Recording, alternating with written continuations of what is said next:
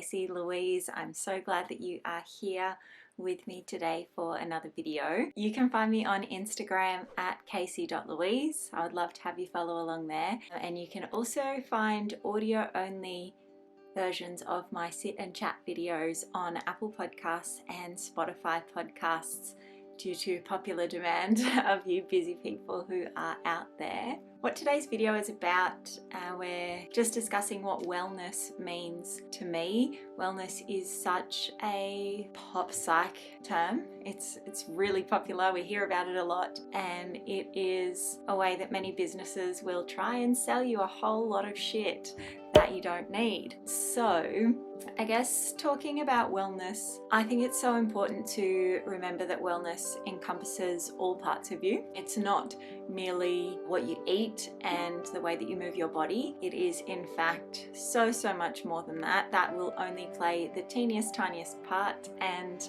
if you've been following along with me, you will know that I am in eating disorder recovery, and so I will be discussing many different facets of what that means and how that impacts my movement and my nourishment. But in discussing wellness, things that we really can't afford to miss are our mental health, our emotional well-being, our interpersonal relationships, so how we relate to different people and what it means to be in relationship with other people. Wellness also encompasses any spiritual practice that you might have or belief that you might have in something greater, as well as being affected by your finances, your socioeconomic status as well. So wellness might seem like this pop culture term, but it's actually so much more complex and nuanced than Instagram or Facebook might have you believe. And it really is such an important thing to take care of, because wellness is so individual to you, and all of the answers that you seek actually already exist within you. And you don't actually need any other product or service in order to tap into your own unique wellness and find that deeper connection. Wellness really is this synchronicity between body and mind aren't separate at all. Our physical and mental and emotional well-being is also delicately intertwined in so many more ways than we can even realize. Wellness is about experimentation. It's about trying different things and practices and figuring out what works for you uniquely, rather than being this pre-prescribed thing that someone can sell to you. So what works for me might not work for you. It's not meant to. We are all wonderfully unique, and it's, I guess, our own sort of personal responsibility to ourselves and to the people that we interact with to explore what works for us and what helps enrich our own lives and gives us that greatest sense of connection and living the life that we want to live. And while I can talk about this and make it sound super simple and super easy, it really is something that I struggle with, particularly when I'm in inpatient treatment. There's always so much discussion around values and reasons to recover and all those kinds of things that I think are tied to a sense of self-worth, a sense of knowing who you are, and I really struggle with knowing who I am in the world before all of the labels and before all of the layers and before, I guess, all of the input of who I think I should be for other people. And that really has this huge impact on my sense of wellness or on my well-being, because I can see my own worth and value in what I offer to others. I think that I've got a lot to offer to others, but aside from that outward giving and that outward connection, when it's all pared back, I'm like,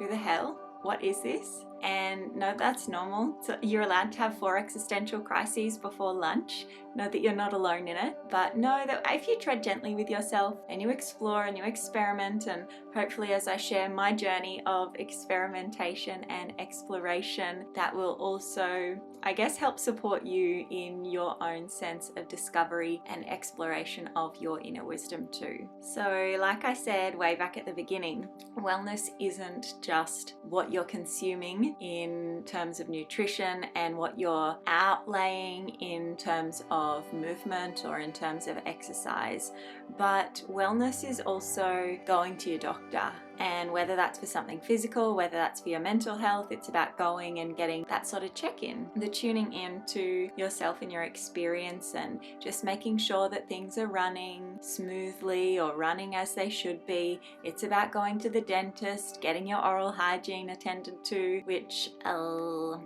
just let you in on. I haven't been to the dentist in many years, but you know, that's a little bit further down the priority list.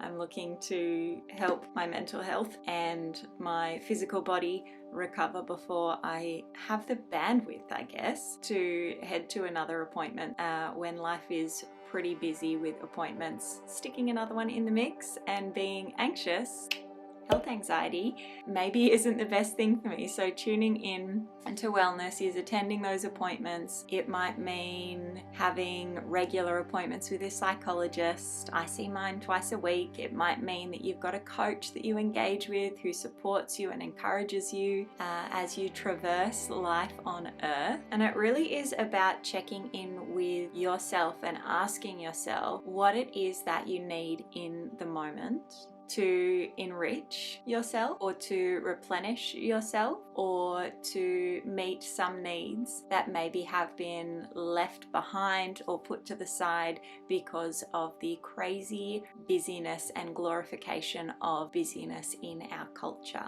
Wellness is also, that's Ruby, love that for me, love that for us.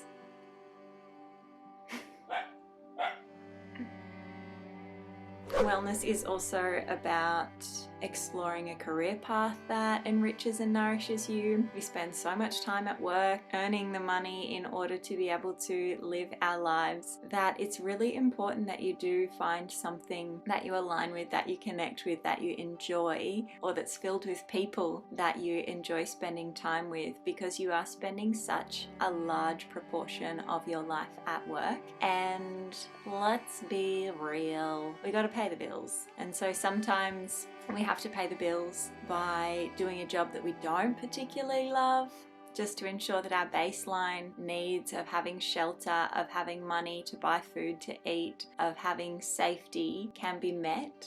But one question that I might pose to you is, how can you explore other things that really enrich your life, that maybe have potential to become a career one day? I know that teaching yoga is so nourishing and kind of the perfect environment for my introverted self who doesn't like too much hustle and bustle, too much loud noise.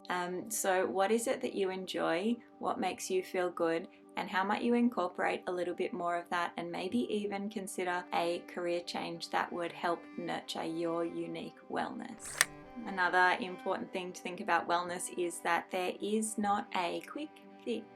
People will try and tell you that there is.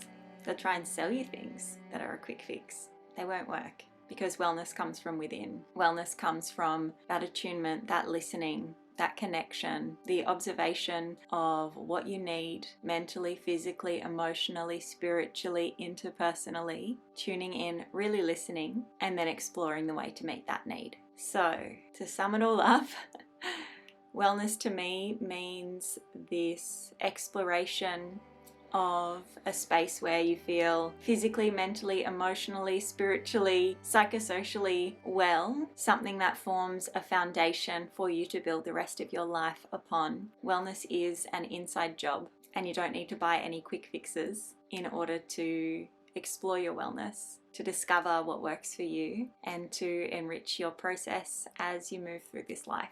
Thanks so much for watching. Let me know what you think in the comments. Let me know your own interpretation of what wellness is. And until next week, bye-bye.